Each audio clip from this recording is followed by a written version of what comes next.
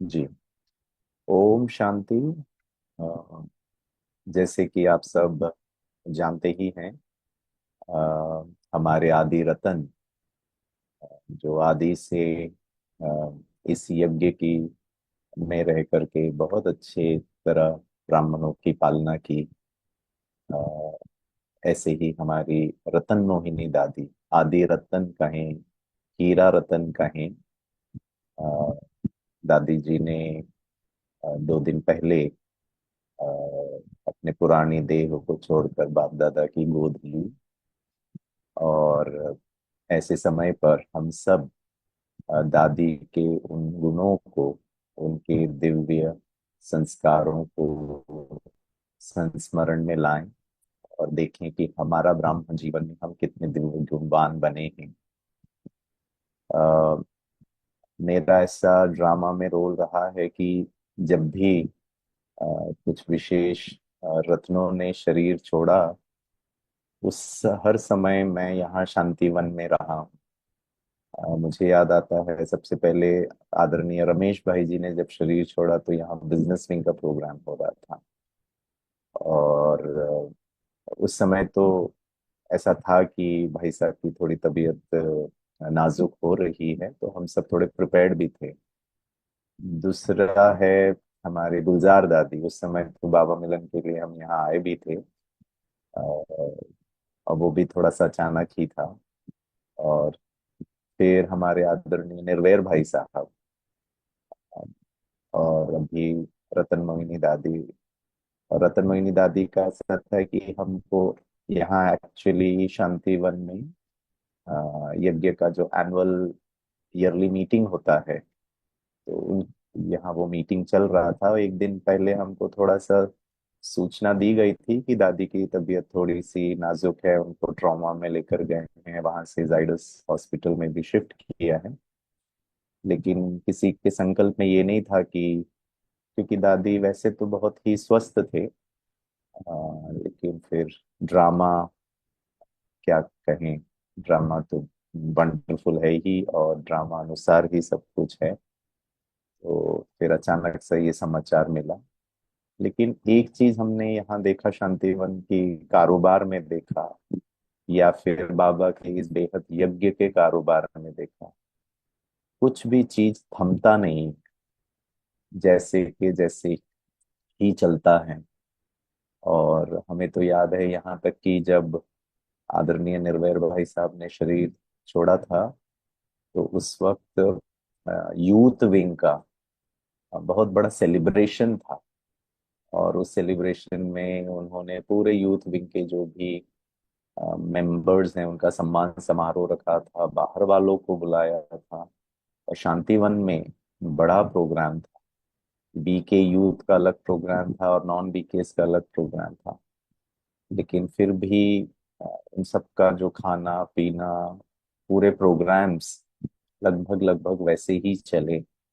और conference hall में भाई साहब के रथ को रखा हुआ था, और ज्ञान मोती में और मनमोहिनी में जो प्रोग्राम्स हैं वो वैसे के वैसे ही चले। तो हम सबको ये एक सीख है कि जैसे बाबा कहता है कि बच्चे जितने हम आत्म अभिमानी होकर के रहेंगे, और जितना हम देह देह के संबंध, देह की दुनिया से उपराम रहेंगे, उतना इन सब परिस्थिति में भी अपने मन की अवस्था को शांत शीतल, विचलित नहीं होंगे।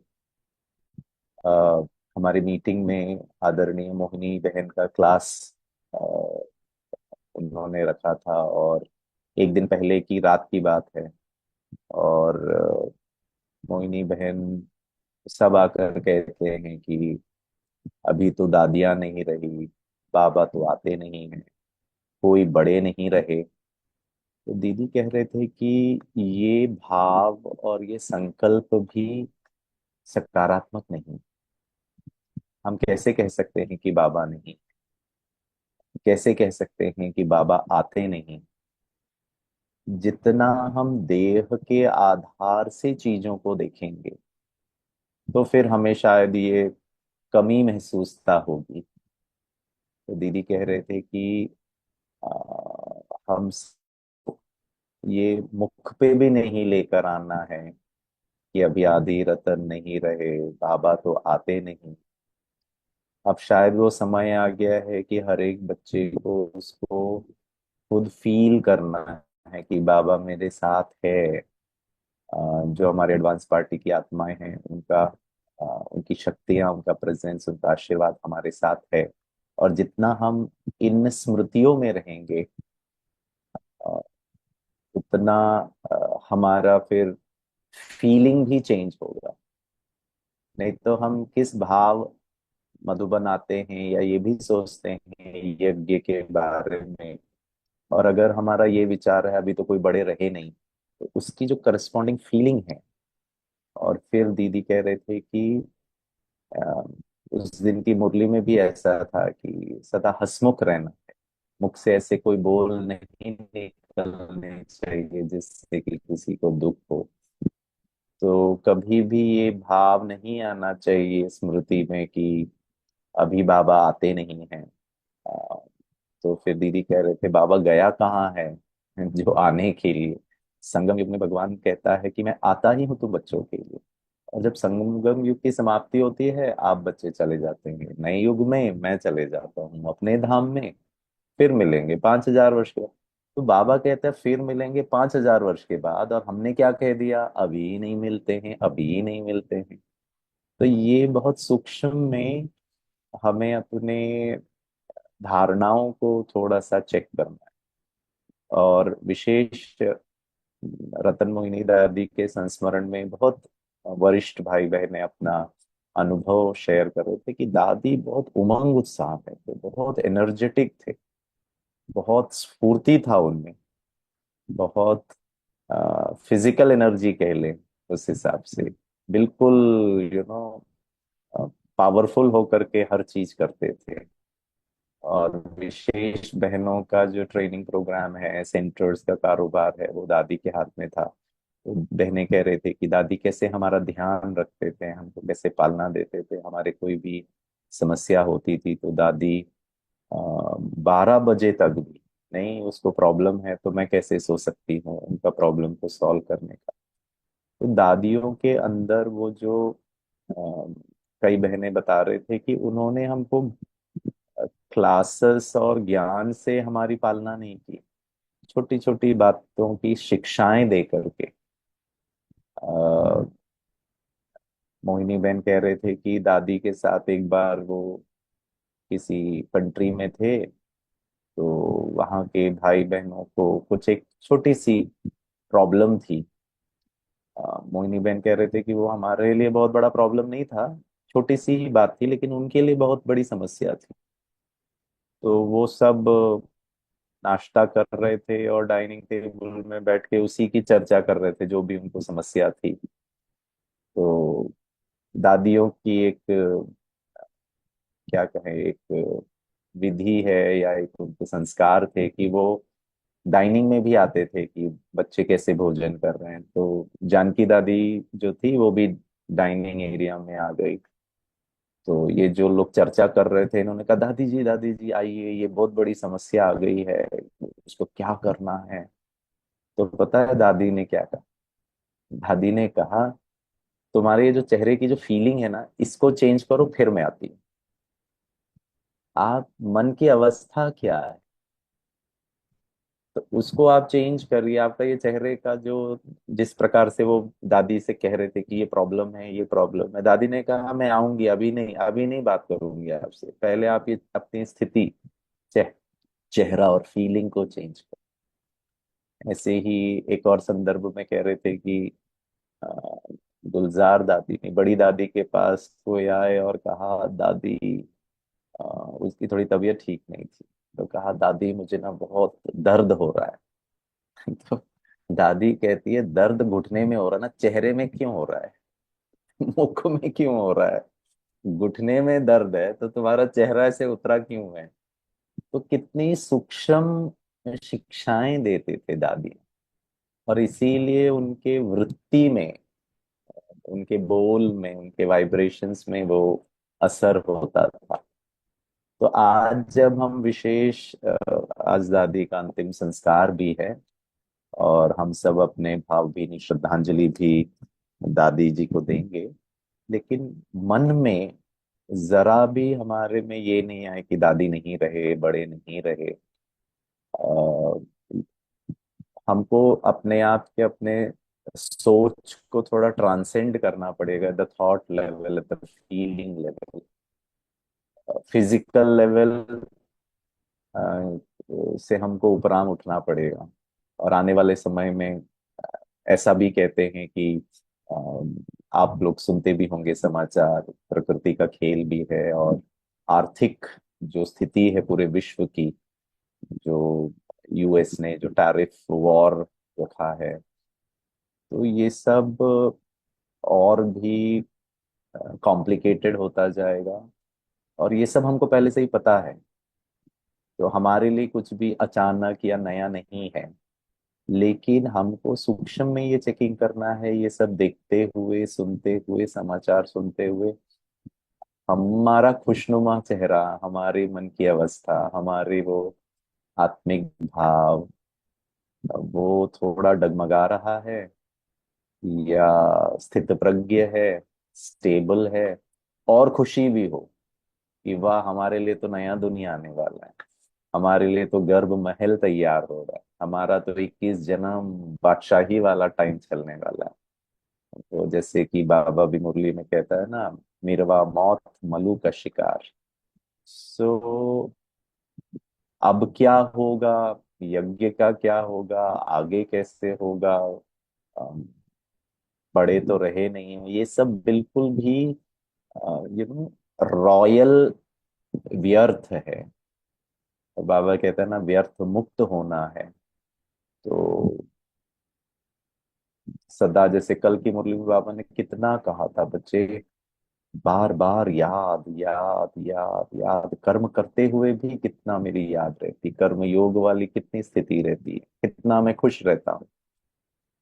तो भले हम बहुत दिल की गहराई से भावपूर्ण हम दादी को अपनी श्रद्धांजलि भी दें, लेकिन सबसे श्रेष्ठ, मुझे याद आता है एक बार हम हैदराबाद में शांति सरोवर में, मैं किसी कार्य अर्थ सेवा के हिसाब से हम गए थे। तो फिर मुझे कहा गया कि एक कोई परिवार में किसी ने शरीर छोड़ा था, उनका 1 साल का जो स्मृति दिवस है, लौकिक में किसी का था, जिनके कोई डीके संबंधी थे, तो उनके पूरे संबंधी सब आए हुए हैं। इसी बहाने वो उनको ब्रह्मा भोजन भी यहाँ कराएंगे और थोड़ा क्लास भी कराएंगे, क्योंकि आप आए हैं, आप थोड़ा क्लास करो। तो उन्होंने कहा ठीक है। हम हॉल में गए तो उनके कुछ 50-100 लोग बैठे हुए थे, और जिन्होंने शरीर छोड़ा था उनका फोटो भी रखा हुआ था, और उसमें माला भी था, अगरबत्ती, वो सब भी रखा था। और फिर कहा, आप पहले इनको थोड़ा ज्ञान सुनाइए। मौका तो बीकेस तो मौका ढूंढते हैं कि कौन सा ऐसा संदर्भ मिल जाए जिससे हम उनको थोड़ा आत्मा परमात्मा का ज्ञान दे दें। तो एक्चुअली मैं बहुत प्रिपेयर्ड भी नहीं था, और मुझे तुरंत कहा गया था, भाई जी आप आए हैं, आप चलो। और बड़े दीदी ने कहा था, तो फिर मैं ना भी नहीं कर पाया, और मैं सोच ही रहा था कि अब मैं क्या कहूँ।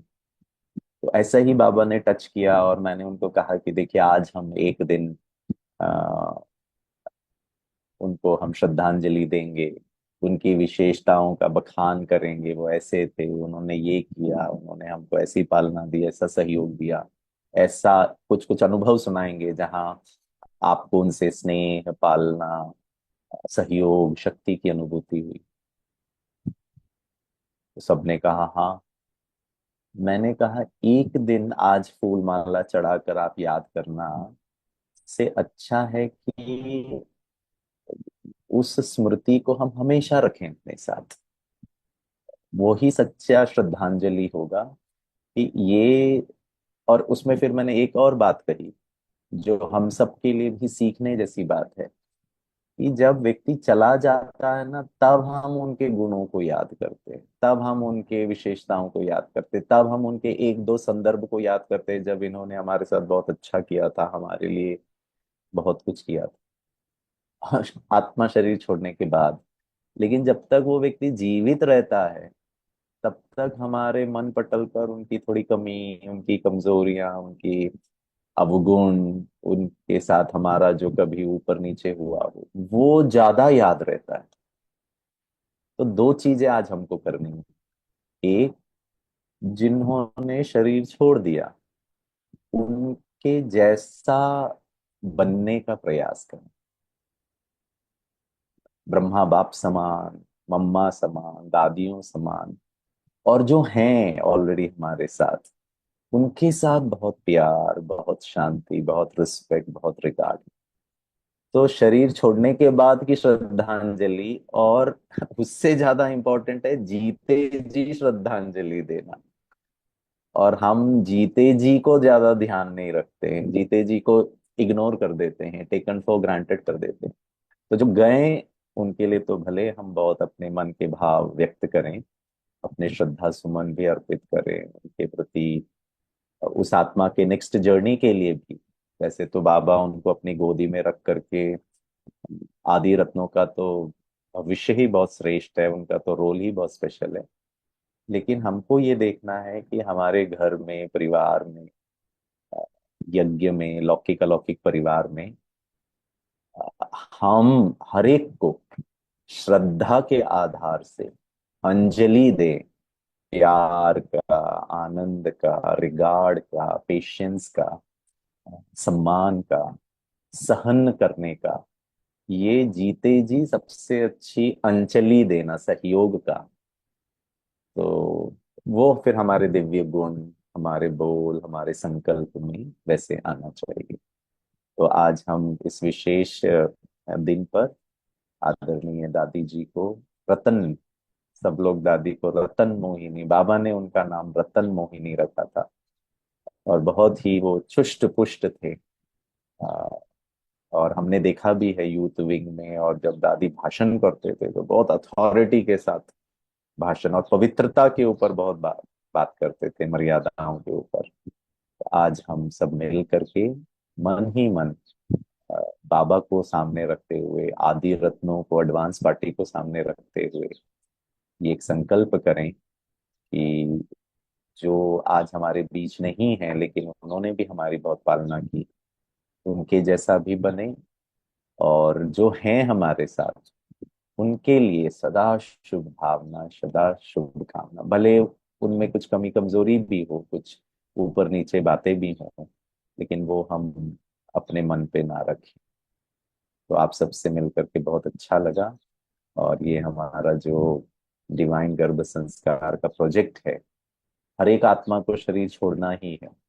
दो पॉसिबिलिटी हो सकता है, या तो हम डायरेक्ट अब सतयुग में आत्मा नया शरीर ले, या यहाँ पर ही शरीर ले, कहीं पे भी शरीर लें, तो हमारा जो नेक्स्ट जन्म हो, नेक्स्ट हमारा जो शरीर हो, बहुत पवित्रता के आधार पर। और सारा खेल संकल्पों का ही है। तो उसके लिए भी मुझे पता है आप लोग बहुत मेहनत करते हैं, सेवाओं के हिसाब से भी आगे ऐसे ही करते रहें। और बहुत बहुत हम सबको सफलता मिले। बाबा के हर बच्चे के लिए सफलता का वरदान तो बाबा ने पहले से ही दिया है। और आप सबसे मिलकर बहुत अच्छा लगा। Thank you. ओम शांति।